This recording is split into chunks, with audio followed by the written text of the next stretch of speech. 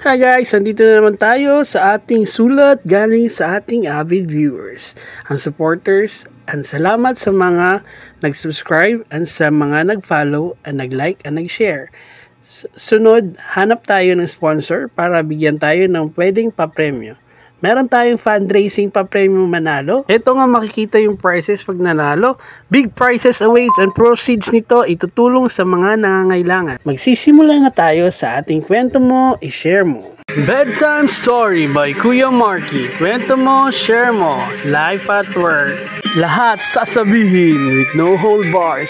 Okay, let's start. Dear Kuya Marky, salamat, napili nyo din kwento ko at sana maraming makarinig nito at sa darating na concert nyo, Kuya Marky, I'm sure pupunta kami. At sinare ko din video mo at nilike pati mga endorsement nyo, lalo na yung UFC Nutri Asia Soup. O ayan, salamat sa aking supporters. Sana bumili na din kayo, masarap yun for sure. Pati ticket, sana manalo kami para dumami and manalo at makatulong para sa benefit fundraising concert. Dito, magsisimula na tayo sa ating kwento. Itawag niyo ko sa pangalang Polo.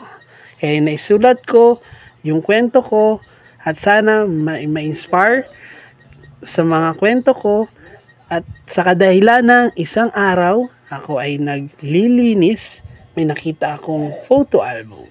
At nakita ko lahat ng pictures na pwedeng ipaalala ng aking nakaraan. Ito'y binuksan ko. Sa una, okay, masaya. Pangalawa, pangatlo, pero isang picture ang nakaagaw ng pansin sa aking nakaraan. Picture namin lahat ng mga kaibigan. Napaisip tuloy ako, nasaan na kaya sila? Sana kung nasaan man sila, naway nasa mabuting kalagayan. Kung nawala na sila sa buhay, naway makarating sila sa kanilang paroroonan at masaya na sila. At sa mga alaala na dapat nang kalimutan, sa mga nakalipas na dumaan, ang mga buhay na di pwedeng mangyari sa buhay ko, Kuya Marky. May kasama man o wala, bago man o luma, at least magpasalamat tayong buhay.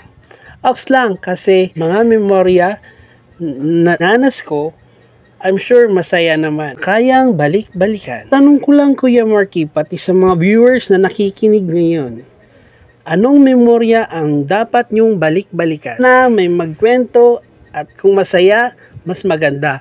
Pero kung mas masakit, mas interesting. At kung hindi, okay lang. At least may na-inspire sila.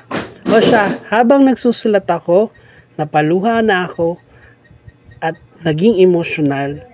Naway ma-inspire kayo sa kwento ko. Share mo. Kaya sulat na.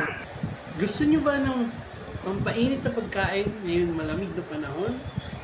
Huwag na mag-alala. UFC Nutri Asia meron ng bagong soup. Nakuha ko ay chicken and corn made with real meat and vegetables. I'm sure mabubusog ka sa sarap. Madali lang lutuin. Step 1. Pack into saucepan with 800 ml asa water. Mix well. Step 2. Hintayin kumulo with continuous stirring.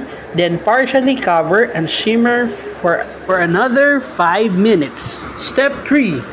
Drop raw egg, stir until well dispersed. Serve and enjoy! I'm sure maraming pang variety ang pagpipilian. Siyempre, sarap na yung mayakap. Kaya ano pang hinihintay nyo? Try new UFC Instant Soup. Kaya mabibili na sa Shopee, Lazada, TikTok Shop, and other department store nearest you. Ayan. At tunghayan natin kwento ni Polo. Salamat sa ating letter sender. At kung nasan ka man, naway nasa mabuting kalagayan ka at sa mga barkada mo na naway mag-reunion kayo at magkita-kita kayo. Kung may alitan, mag-usap-usap. Kung mayaman na, pautang, alams na. Joke lang. At sa iba, shoutout na lang sa inyo. Dito, ang larawan ay sumisimbolo sa nakaraan na pwedeng balikan or hindi. Ang kwento doon, yung involved, sino nasa picture, na galing sa karanasan, modelo, drawing, painting, carving, basta lahat na pwedeng maugnay sa mga bagay na pwedeng magpaalala sa nakalipas ng mga taong malapit or hindi sa taong nakakaalala. Sa muli, natunghayan nyo na naman ang isang kwentong puno ng emosyon, karanasan ng letter sender na si Polo. Kaya kayo, sa mga nakikinig, sulat na at kwento mo, i-share mo. Salamat, hanggang sa muli. Bedtime Story by Kuya Marky. Kwento mo, share mo. Life at work. Lahat sasabihin with no hold bars. Okay, let's talk.